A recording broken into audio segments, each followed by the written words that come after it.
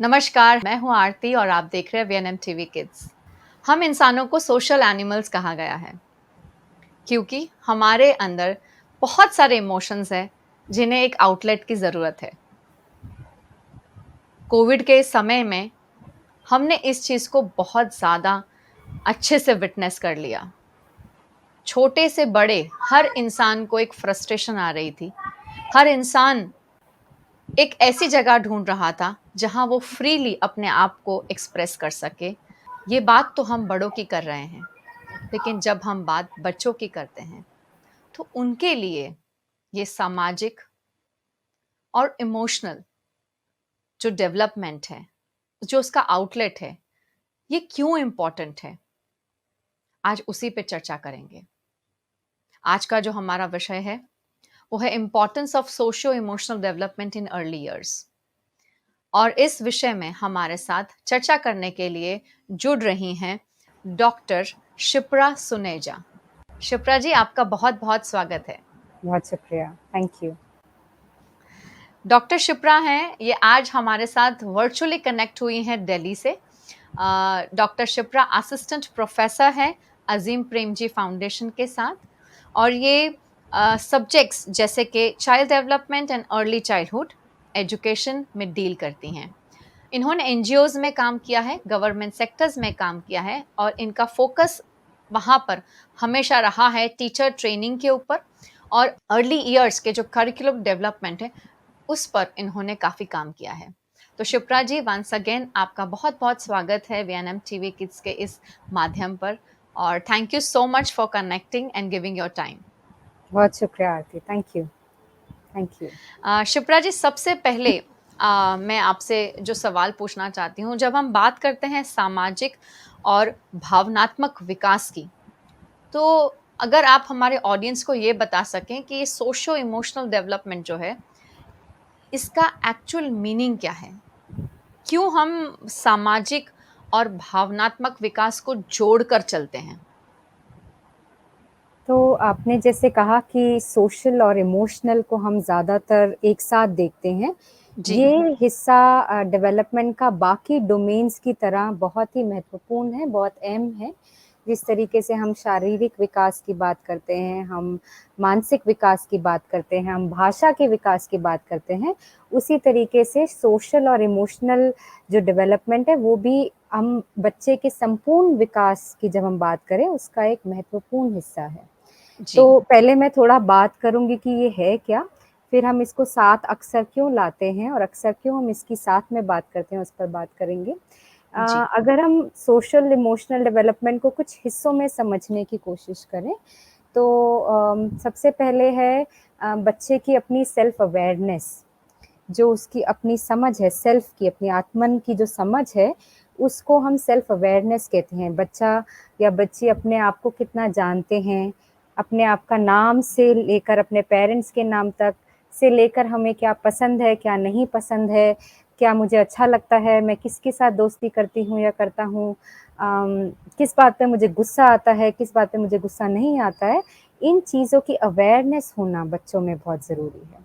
जी। दूसरा हिस्सा बनता है सेल्फ रेगुलेशन का, जो हम कहते हैं कि हम अपने इच्छाओं को, अपने बिहेवियर को रेगुलेट कर पाएँ। हुँ। बच्चे कि कहीं कुछ चाहिए तो बहुत बच्चे कभी-कभी नहीं मुझे यही चाहिए, अभी चाहिए करते हैं। तो हम क्या ऐसी सिचुएशन में नेगोशिएट कर सकते हैं एडल्ट्स के साथ, अपने जी। इमोशंस को रेगुलेट कर पाते हैं या नहीं? सही जिस जिस सिचुएशन में है उस हिसाब से अपने इमोशन को रेगुलेट कर पाते हैं या नहीं?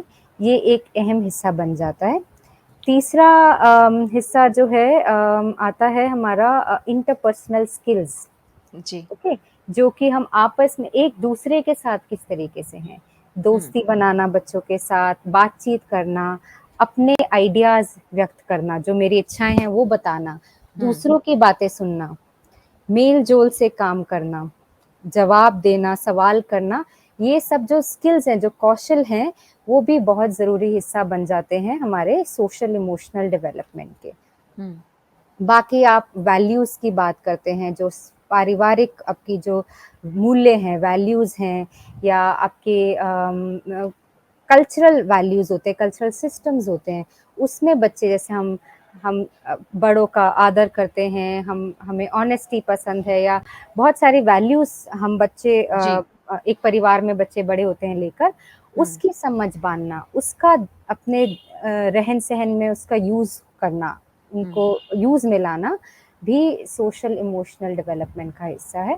ऑफ़ कोर्स जो बहुत ज़रूरी दूसरा एस्पेक्ट है, जो इमोशन की बात करते हैं, मेरी भावनाएँ, हुँ, जो मेरे इमोशंस हैं, मुझे किस बात पे गुस्सा आता है, किस बात पे खुशी होती है, दुःख लगता है, जेलसी होती है, गिल्ट आता है, तो ये बच्चे बहुत छोटी उम्र में ही बच्चे ये एक्सप्रेशंस व्यक्त करने लगते हैं। जी, बहुत छोटी उम्र में ही, और थोड़े जैसे बढ़ते रहते हैं 3 से 6 में तो ये इमोशंस बहुत कॉम्प्लेक्स हो जाते हैं, हुँ, कि बच्चे क्या सोच रहे हैं, कई बार अपने आप को मॉनिटर करते हैं, कंट्रोल करते हैं, अभी गुस्सा नहीं दिखा सकते, बाद में, या अभी दिखा देंगे, बिल्कुल ज़मीन पे लेट जाएँगे या जो भी है। तो किस तरीके से अपने इमोशंस एक्सप्रेस करना वो बहुत ज़रूरी होता है। जी, आपने पहली लाइन बोली थी आउटलेट देना हुँ, बहुत ज़रूरी है, हुँ, तो इमोशंस को भी दबा कर रखने से विकास में कमी आ जाती है, जी, विकास में रुकावट आ जाती है। रुकावट आ जाती है जी, करने से। तो और ये जानना भी बहुत ज़रूरी है कि ये हमारे नॉर्मल डेवलपमेंट का हिस्सा है।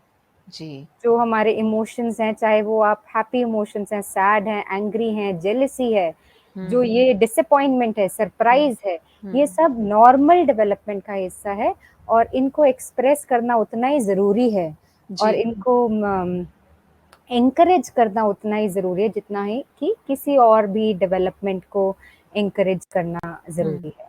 ये इमोशंस को एक जो लेबल देते हैं हम कि ये हैप्पी है, ये सैड है, आई थिंक वो रोल हम पेरेंट्स का है क्योंकि बच्चे जब छोटे होते हैं तो हमें समझ नहीं आता है कि भई इसे क्या कहा जाता है, वो नामकरण जो है वो हम कर देते हैं। और कई बार हम अपने हिसाब से उस चीज़ को डील करने की कोशिश करते हैं। हम ये नहीं सोचते कि बच्चा उस समय जिस मूड में है, वो आउटलेट देना कितना ज़रूरी है उस समय।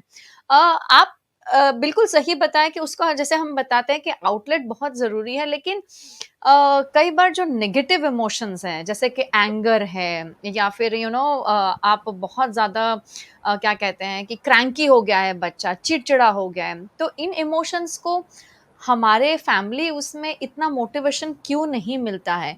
तो क्या उसका कोई कारण है? आप उस पे अगर थोड़ा-सा कुछ बता सकें तो? अम, मेन ये है कि हम जब बच्चे बड़े हो रहे होते हैं परिवार में या स्कूल स्पेस में, तो एक जी, तरीके से हम एक अच्छा बच्चा क्या है, एक समझदार बच्चा क्या है, उसकी एक सर्टेन एक्सपेक्टेशंस होती हैं। जी, उसमें जैसे आपने पहले भी बताया कि अम, बिहेवियर पर, ओके, हाँ जी। कि बच्चे को इस तरीके से बिहेव करना चाहिए, नहीं कर सही, गलत, इन लाइनों पर बहुत ज़्यादा फ़ोकस होता है। हम जो प्राइमरी इमोशंस जिसे हम कहते हैं, उस पर हम फ़ोकस करते हैं, क्योंकि हमें अल्टीमेटली जी, जो बिहेवियर है वो हमें अच्छा रखना है, हुँ, क्योंकि आप उस पर तोलते हैं। हुँ, इमोशंस को हम लोग एक नॉर्मल डेवलपमेंट का हिस्सा नहीं मानते हैं। कुछ अच्छे इमोशंस जो हम पॉज़िटिव जिसे कहते हैं, उनको हुँ, नॉर्मल डेवलपमेंट का हिस्सा मानते हैं। नेगेटिव इमोशंस हमें लगता है इनको दूर हो, इनको जी, अपने सिस्टम से बाहर निकालो। हुँ। पर जो पर वो पॉसिबल नहीं है। पॉसिबल नहीं है, प्लस वो नेगेटिव उस सेंस में करेक्ट, नहीं है कि गलत है। तो जब बिल्कुल, हम सही गलत के मायने इनके साथ अटैच कर देते हैं, तो वहाँ हुँ, प्रॉब्लम आ जाती है। राइट। तो वो या सोसाइटल आई थिंक बैरियर बन जाता है एक बन तरह का। जाता है। और हम हमेशा यही ट्राई करते हैं कि हम एज़ अ परफेक्ट पेरेंट दिखें, हमारा बच्चा as a hmm, perfect child दिखे। जो एक्चुअली बहुत मुश्किल है। परफेक्ट पेरेंटिंग ऐसी कोई चीज़ आई डोंट थिंक सो हो सकती है क्योंकि हर इंसान सीखता है पूरी ज़िंदगी।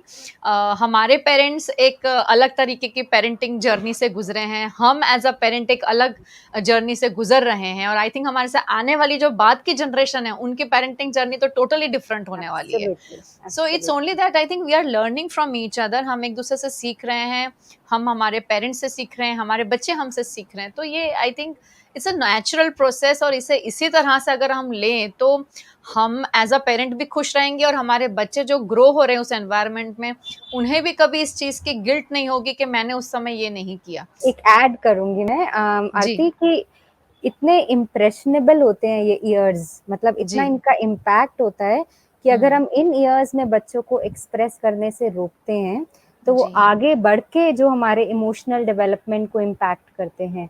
हमें हाँ उस जी, चीज़ में भी सोचना है कि बड़े होकर भी इंसान अपने अच्छी तरह से, बहुत कम इंसान है जो अपने इमोशंस सही तरीके से व्यक्त कर पाते हैं, अपनी एक्सप्रेशंस सही तरीके से ला पाते हैं। रिलेशनशिप्स में फिर आगे आप कैसे आप इमोशन आउटलेट फिर सब गड़बड़ हो जाता है। बहुत बहुत गड़बड़। बहुत गुस्सा हो गया, बिल्कुल जी, कुछ नहीं दिखाते, अंदर ही अंदर जी, घुटते रहते हैं। तो जी, ये सब इसी उम्र से शुरू होता है कि हम अपने कितना उस इमोशनल को हेल्दी इमोशनल जी, डेवलपमेंट जिसे हम कहते हैं उस पर जी। फोकस करें। बहुत सही बता रहे हैं, और आई थिंक इसका कहीं न कहीं श्रेय जो है वो पेरेंट्स को ही जाता है, क्योंकि पेरेंट किस तरह के पेरेंट हैं, वो कितनी फ्रीडम स्पेस अपने बच्चों को दे रहे हैं एक्सप्रेसिव होने के लिए। आई थिंक वो सबसे इम्पोर्टेंट चीज़ है जो हमें सीखनी चाहिए, क्योंकि हम बहुत जगह दबाने की कोशिश करते हैं ना, तो बच्चा कहीं न कहीं डरता है, घबराता है कि मैं कहाँ एक्सप्रेस करूँ, ये सही है या गलत है। तो वेरी ट्रू, शिप्रा जी बहुत सही बता रहे हैं। और हैप्पी चाइल्ड ग्रो करना आई थिंक सबसे चैलेंजिंग चीज़ है आजकल की दुनिया में, and specially when we talk about Covid, जहाँ पेरेंट भी स्ट्रेस्ड हैं इतने सारे, और बच्चे तो हैं ही क्योंकि बेचारे 1.5 साल से घर में हैं, स्कूल्स अभी भी ऑनलाइन चल रही हैं, तो I think they are going through a roller coaster ride. What do you want to say about that ma'am? अगर हम बात करते हैं जैसे कोविड की, तो सोशल और इमोशनल डेवलपमेंट जो है वो कहीं ना कहीं तो मेरी दृष्टि से हैम्पर हुआ है। आप क्या सोचते हैं उसके बारे में? ये जो कोविड सिचुएशन है वो हर मायने में एक बहुत ही डिफरेंट एटिपिकल सिचुएशन है, जो कि हमारे रेगुलर सिचुएशंस एक्सपीरियंसेस जी, हमने कभी ऐसी सिचुएशन फेस नहीं की, तो ये हम नहीं सब की। के लिए न्यू है। और जो एडल्ट्स हैं वो तो इक्विप्ड होते हैं बहुत स्किल्स के साथ, और हुँ, वो ये एक्सपीरियंस में इतना सफ़र कर रहे हैं, तो आप सोचिए बच्चों के साथ बच्चों कितना इवन दो हम उन्हें एग्जैक्टली नहीं पता है कोविड-19 ये है और वो है, अभी तो बहुत जी, जानकारी, बहुत इन्फॉर्मेशन है, तो बच्चे ग्रैस्प करते हैं। But at so many levels बच्चे भी उसका जो सफरिंग है उसके साथ रिलेटेड है या एक्सपीरियंसेस हैं, उसमें इक्वली इम्पॉर्टेंट हिस्सेदार हैं।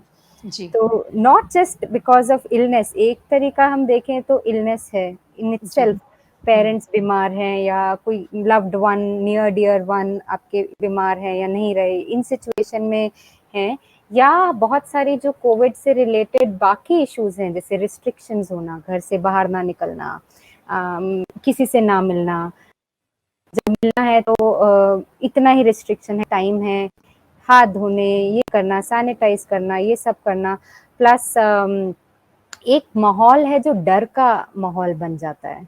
कॉन्स्टेंटली हम ये बात दोहराते हैं, टीवी पे सुनते हैं, मम्मी पापा कॉन्स्टेंटली कहते हैं नहीं करना, नहीं करना, ये वो, ये हो जाएगा, वो हो जाएगा। तो एक डर का जो माहौल है वो कॉन्स्टेंटली बच्चों की जिंदगी का हिस्सा बन गया है। राइट, बिल्कुल। सो एक जो हम कहते हैं कि बच्चों के विकास के लिए उनको सेफ फील करना, सुरक्षित फील करना बहुत ज़रूरी है। और यहाँ पे हम ऐसे टाइम में है जहाँ हमें नहीं पता कि कैसे सुरक्षित फील करें, और हुँ, बच्चे उस माहौल में बड़े हो रहे हैं। तो सर्टेनली उनके जो सामाजिक विकास, भावनात्मक विकास पर इम्पैक्ट डेफिनिटली पड़ेगा, और ये तो अब हम आगे देखेंगे रिसर्च में और क्या निकल के आता है। हुँ। प्लस पर डेफिनेटली उसका असर होगा बच्चों पे। असर डेफ़िनेटली हो रहा है, और बहुत सारे पेरेंट्स को भी मैंने ये बात करते हुए सुना है शिप्रा जी कि भई क्योंकि सिंगल बच्चा है घर पर और उसके खुद के एजमेट्स नहीं हैं, तो बच्चे को समझ ही नहीं आ रहा है कि मैं क्या करूँ, कैसे करूँ? घर पे रह के बच्चा और चिड़चिड़ा हो गया है। अगर बाय चांस अब क्योंकि चीज़ें थोड़ी-थोड़ी लिबर्टी मिल रही है, तो पेरेंट्स अगर बच्चों को बाहर लेके जा रहे हैं, तो बच्चों को यही समझ नहीं आता कि मैं दूसरे बच्चे के साथ कैसे रिएक्ट करूँ? तो बच्चा दूर से ही लोगों को देख के भाग रहा है, बच्चा हुँ, डर रहा है। तो ये सारी चीज़ें भी आजकल पेरेंट्स शेयर कर रहे हैं और बहुत वरिड हैं इसको लेकर। हुँ। तो एब्सोल्युटली। और मेरे पास पिछले 1 हफ्ते 2 हफ्ते पहले भी एक पेरेंट ऐसे है, वो बच्चा मतलब लोगों से ही डर रहा था। इतनी ऐसी हालत में वो ब बच्चा था मेरे पास, और अब धीरे-धीरे she is trying to get well with her own age mates, या 1 या 2 बच्चों के साथ अब उसने थोड़ा अप्रोच करना स्टार्ट किया है। पर सच में अगर हम बात करें तो फिज़िकल, मेंटल ये सब अगर इलनेसेस होती हैं तो हमें दिखाई देती हैं। लेकिन जब हम इमोशनल्स की बात करते हैं, हम सोशो इमोशनल डेवलपमेंट की बात करते हैं, कुछ चीज़ें ऐसी जो अंदर अभी भी दबी हुई हैं, बाहर नहीं आ रही हैं। और जिस तरह आपने बताया कि हर बच्चा शेयर करे, वो ज़रूरी भी नहीं है। तो एब्सोल्युटली। तो वो आउटलेट आई थिंक कहीं न कहीं हमारी रिस्पॉन्सिबिलिटी है as an educator, as a parent, कि भई हम बच्चों को उतनी स्पेस दें और उन्हें समझने की कोशिश करें, क्योंकि इस समय में सबसे ज़्यादा जो चैलेंजिंग चीज़ें, हम तो चलिए फिर भी थोड़ी देर के लिए बाहर चले जाते हैं, ऑफ़िस चले जाते हैं, काम कर लेते हैं, कुछ लेने चले जाते हैं। लेकिन बच्चों के लिए आई थिंक वो बहुत बड़ा चैलेंज रहा है। घर पे रहना, बंद रहना, यहाँ मत जाओ, वहाँ मत जाओ, ये मत करो, इससे ऐसा हो जाएगा। और जैसे शिप्रा जी ने बताया कि एक डर का माहौल जो उनके आस-पास बना रहा, तो उसमें अपने आप को आई थिंक ग्रो होते देखना एज़ एन इंडिविजुअल, बहुत मुश्किल है। I think that is very difficult face, and भगवान करे कि हम इनमें से जल्दी से बाहर आएँ और बिल्कुल। बच्चों के लिए एनवायरनमेंट जो खुलता पर्यावरण है वो वापस उन्हें मिले और उनके स्कूल्स वापस जाएँ वो। शिप्रा जी, हम बात करें अगर सोशो इमोशनल डेवलपमेंट की, तो एज़ रिसर्चर्स ये कहा जाता है कि बच्चों के जीवन में जो शिक्षक का महत्व है, या अगर हम केयर टेकर का महत्व कहें जाएँ, तो बहुत ही सिग्निफिकेंट रोल ये लोग प्ले करते हैं इनकी जर्नी में। कुछ बच्चों ने तो अपनी स्कूल की जर्नी अभी भी शुरू नहीं की है, क्योंकि पेरेंट्स डर रहे हैं कि ऑनलाइन मेरा बच्चा नहीं पढ़ेगा, इसलिए हुँ। स्कूल ही नहीं भेज रहे हैं। तो उसके बारे में आप क्या कहना चाहेंगे कि कितना सही है कि ये थोड़ा एक्सपीरियंस भी अगर बच्चे को मिले तो उससे उसकी डेवलपमेंट में बहुत फ़र्क पड़ेगा? क्या बताएँगे मैम? कि बच्चे बहुत सारी नई स्किल्स सीख रहे हैं, हुँ। बस सीख ही नहीं रहे हैं, उन्हें प्रैक्टिस कर रहे हैं, बार-बार प्रैक्टिस कर रहे हैं, उनको मास्टर कर रहे हैं।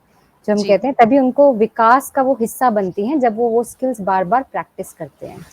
तो जो एक स्कूल एनवायरनमेंट है उसमें आपने जैसे कहा बहुत सही कहा कि जो शिक्षक है वो एक प्राइमरी कॉन्टैक्ट है बच्चों के लिए as a G. Care person जो आपकी जो आपकी आपके लिए एक सिक्योर बेस की तरह है। हाँ जिस जी। जो आपके लिए एक सिक्योर बेस है जिसके थ्रू आप और चैलेंजेस ले सकते हैं अपने लाइफ में, तो वो है। बाकी आस-पास और बच्चे हैं, रिसोर्सेज़ हैं, कितने प्रकार के रिसोर्सेज़ हैं, स्कूल का प्लेग्राउंड है, स्कूल की किताबें हैं, स्कूल के खिलौने हैं, तो ये सब उनको वो स्किल्स प्रैक्टिस और नई स्किल्स सीखने में हेल्प करते हैं। तो जी। जब हम ये एस्पेक्ट उनसे दूर ले जाते हैं, तो अब उनमें बहुत एनर्जी है बच्चों में, बहुत हुँ। बहुत सारा सीखने की जिज्ञासा है, कुछ सवाल हैं, ये हैं। अगर वो उनको स्टिमुलेशन नहीं मिल रहा है, स्टिमुलेटिंग एनवायरनमेंट नहीं मिल रहा है, तो वो उस स्किल्स को प्रैक्टिस नहीं कर पाते, अपनी ये डेवलपमेंट वो विकसित नहीं हो पाते इन एरियाज़ में। तो जी। जब स्कूल्स अभी ऑनलाइन है, ऑब्वियस बहुत ही आई मीन ये कहने में कोई दो राय नहीं है कि एक्चुअल स्कूल ही सबसे बेहतरीन है। ऑनलाइन बिल्कुल, कोई उसका रिप्लेसमेंट तो बिल्कुल भी नहीं है। पर नहीं है। जी। क्योंकि वो कनेक्ट बना अभी भी टीचर्स बच्चों के साथ और वो दूसरी चाहे उनकी शक्ल देख रहे हैं, उनसे बातचीत कर रहे हैं, कोई उनके दिन के बारे में पूछ रहा है या रही है, कोई उनसे पूछ रहा है कि अच्छा ये करके दिखाते हैं। अभी गणेश चतुर्थी है तो गणेश की ड्राइंग बना के उसपे दाल ड्राइंग करते लगाते हैं। हैं या कुछ लगाते जी। हैं। तो ये जी। सब एक्सपीरियंसेस जो हैं वो उनकी they are able to channelise their energy हुँ। और हुँ। दूसरे मेट से मिलते हैं। हालाँकि बहुत अब ऐसा हो गया है कि वो एक्चुअल इन पर्सन मिले तो उन्हें पहचान ही नहीं पाते कि अरे ये वो स्क्रीन में थी वही हैं। स वही इतना है। ज़्यादा आप ये सोचिए कि हमें कितना थोड़ा वक़्त लगेगा इसको बिल्कुल। ओवरकम करने में। तो हुँ। But still to maintain that contact कि वो हुँ। स्टिमुलेशन बच्चों को किसी भी हुँ। तरीके से मिलता रहे जिससे वो ये हुँ। एक्सपीरियंस कर पाएँ हुँ। स्किल्स प्रैक्टिस कर पाएँ जिस भी तरीके से बहुत ज़रूरी। बहुत सारे पेरेंट्स ने रिव्यू दिया कि हमने स्टार्टिंग ऑफ द ईयर यही सोचा था कि ये कैसे साल निकलेगा हमारा, लेकिन at the end of the year जब पेरेंट बच्चे के साथ बैठा through out the year online education के समय, तो पेरेंट के खुद के बिहेवियर में भी बहुत सारे चेंजेस आए। जिस तरह वो बच्चों को देख रहे थे, उनके उस व्यू में भी बहुत चेंजेस आए। Another thing I think the most important thing was कि दे स्टार्टेड अंडरस्टैंडिंग कि टीचर को कितने एफर्ट लगते हुँ। हैं ये 32 बच्चों को संभालने में। और हम बिल्कुल, हम एक पेरेंट हम होते हैं ना, तो हम अब बोलते हैं हमारा बच्चा हमसे संभल ही नहीं रहा है, हम क्या करें? एब्सोल्युटली, तो वो एब्सोल्युटली। चीज़ को पेरेंट्स ने भी आई थिंक मैम विटनेस किया और अप्रिशिएट किया। और बिल्कुल। पेरेंट्स की भी इतनी अच्छी बॉन्डिंग हो गई कि बच्चों के साथ पेरेंट्स भी रो रहे थे ग्रेजुएशन में, मैंने तो ऐसा भी सुना है। सो या I think that's what you know कि बच्चे बहुत जल्दी अटैच भी हो जाते हैं। बट या होल एंड सोल ड्यूटी जो है वो टीचर की तो है ही, लेकिन पेरेंट की भी साथ है, क्योंकि इट्स अ जॉइंट प्रोसेस। जब तक आप साथ मिलकर काम नहीं करेंगे तब तक बच्चे का जो विकास हम देखना चाहते हैं, द बेस्ट वन जो हम बोलते हैं ना कि हमारा बच्चा एकदम ऐसा होना चाहिए, तो वो तभी होगा कि जब हम टीम में काम करेंगे, as an educator, as a parent, as a family मिलकर, तो उससे बहुत फर्क पड़ता है। और जी सॉरी, मैम। जो हम क्योंकि हम सोशल इमोशनल डेवलपमेंट की बात कर रहे हैं और हाँ जी। क्योंकि स्कूल अभी नहीं खुले हैं, तो उस पर कितना इफ़ेक्ट हुआ है। बच्चे लर्निंग बाकी सीख रहे हैं, एबीसीडी मान लीजिए या और सारे स्किल सीख जी। रहे हैं।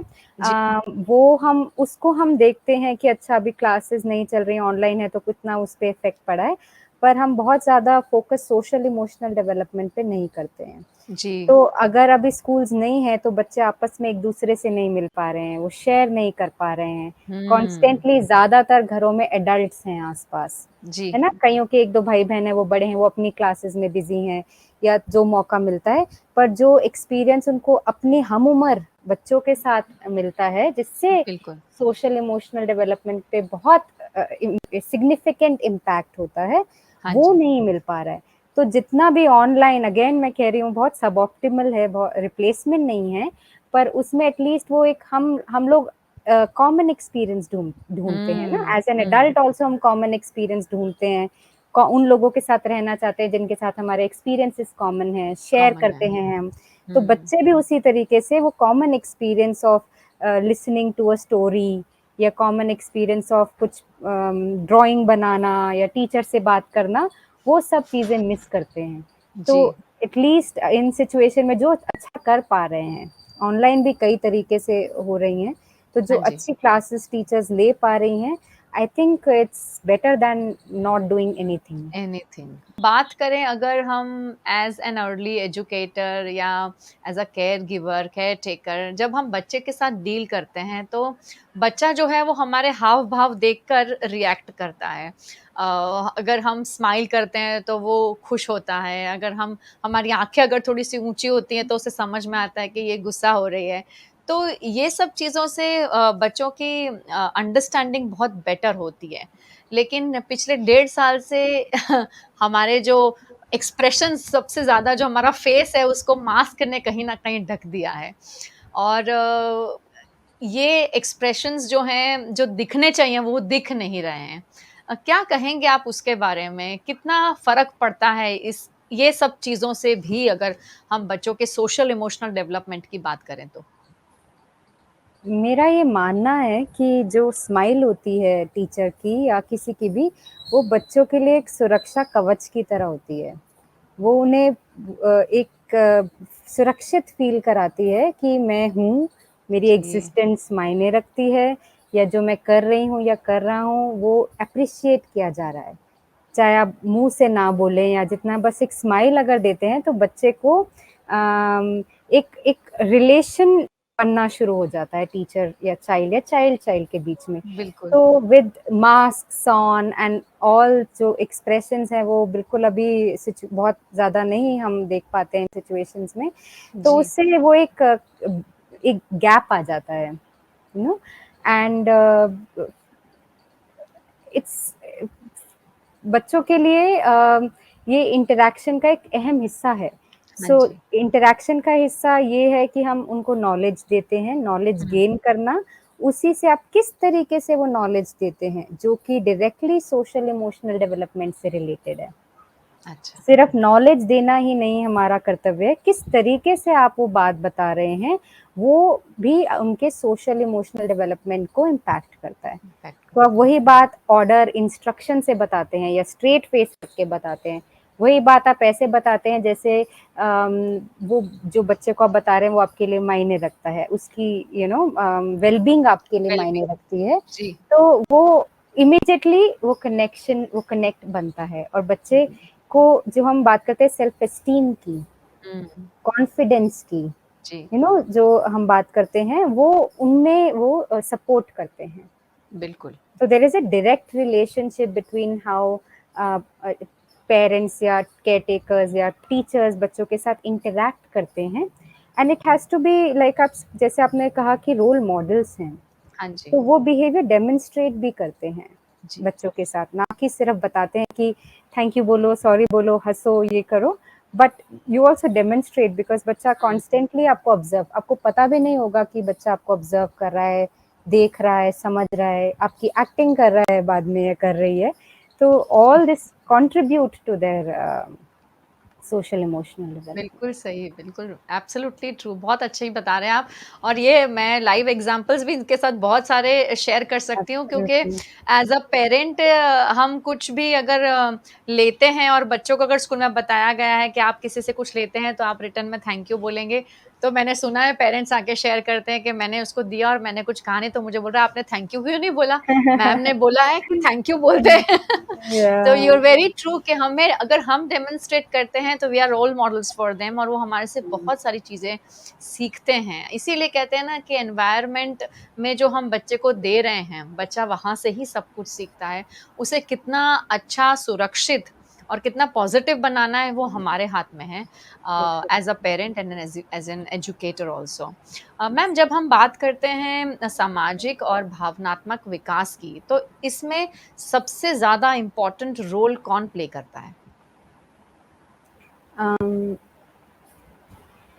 हर एक कोई भी जो बच्चों के संदर्भ जो एनवायरनमेंट में है, जी, जिनसे बच्चे कनेक्ट कर रहे हैं, कोई भी उनका गिव एंड टेक है in the sense expression give and take है, इंटरैक्शन है, वो बच्चों के सोशल इमोशनल डेवलपमेंट को इम्पैक्ट करेंगे।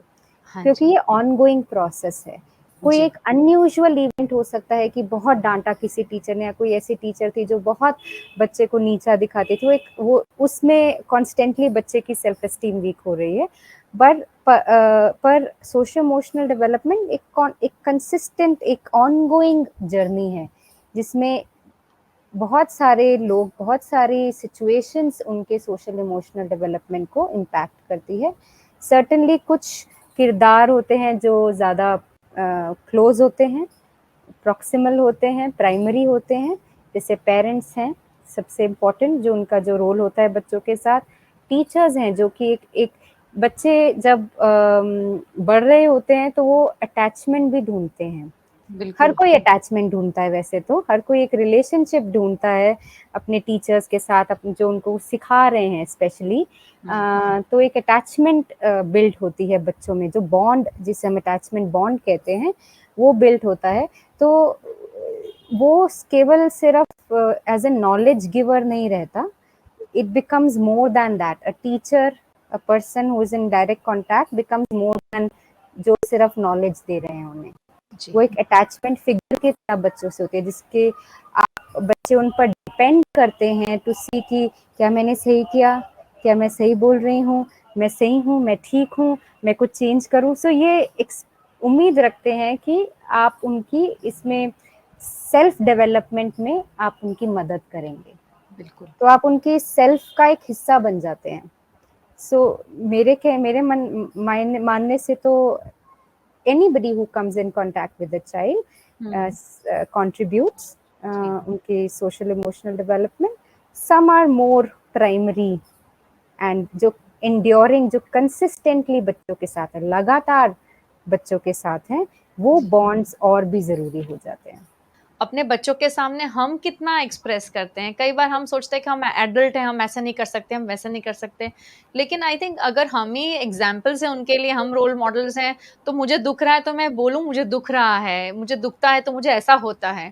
तो आई थिंक बच्चे के लिए भी इट बिकम्स ईज़ी कि नहीं ये बड़े हैं पर इनको भी ऐसा कुछ होता है।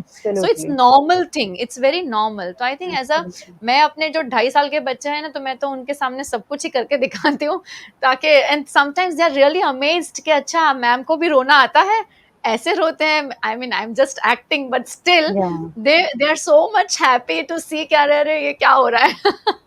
तो नहीं ऐसे हो सकता एब्सोल्युटली, है। And if they cry on screen I always tell them it's okay you want to cry, आप रो लीजिए। लेकिन आप रोने के बाद अब आप मुझे बताइए कि क्या कारण है रोने का। तो आई थिंक बिल्कुल। पेरेंट्स को भी ये बात बहुत इंपॉर्टेंट है जो हमें समझनी है कि हर एक्सप्रेशन को, हर इमोशन को हम एक चैनल दें, उसको बाहर आने दें, चाहे वो सही हो या गलत हो। बच्चे के लिए तो वो कोई सही गलत नहीं है, वो तो तब नेचुरली एक्सप्रेस कर रहे हैं। बट अगर हम उसे अच्छा प्लेटफ़ॉर्म देंगे, खुली जगह देंगे बाहर आने के लिए, तो बहुत हेल्दी हो जाएगा बच्चे के लिए और उनके सेल्फ एस्टीम, कॉन्फिडेंस जिसकी मैम बात कर रहे हैं, उस पे इन चीज़ों का बहुत असर पड़ता है। शिप्रा मैम जाते-जाते क्या मैसेज देना चाहेंगे हमारी ऑडियंस को? एजुकेटर्स भी हमारी ऑडियंस में हैं, पेरेंट्स भी हैं, क्या कहेंगे उनको? मैं ये कहना चाहूँगी कि बच्चों को अ, हम समझदार व्यक्तियों की तरह समझें। जस्ट बता दो कि ऐसा करो, वैसा करो, बस ये कर लेंगे। उन्हें क्यूआर प्राणियों की तरह हम समझें कि वो भी उन्हीं एक्सपीरियंसेस से गुज़र रहे हैं, चाहे उनको उनकी भाषा अलग हो ये बताने की, जताने की, पर उनको वो आस-पास के एक्सपीरियंसेस उतना ही अफ़ेक्ट करते हैं जितना हम एडल्ट्स को करते हैं। तो अगर जी। आप कोविड की भी बात करते हैं तो हम कहते हैं अरे कुछ नहीं है बस तुम घर में रहो।